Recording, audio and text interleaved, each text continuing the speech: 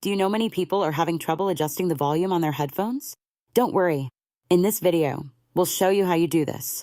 Let's start. Step 1. Power on.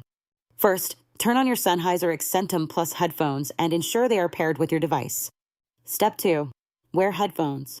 Put on your headphones comfortably so you can hear the audio clearly for proper adjustments. Step 3. Find touchpad.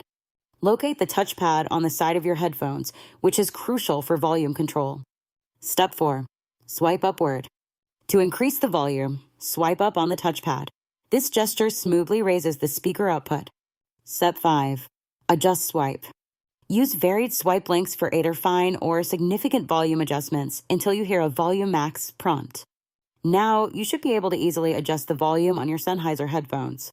Still need help? Visit our website for the complete manual. There you will also find questions and answers from other Sennheiser users. Did you find this video helpful? By subscribing, you help us continue to answer users' questions. So, subscribe to our channel. Thanks for watching and see you in the next video.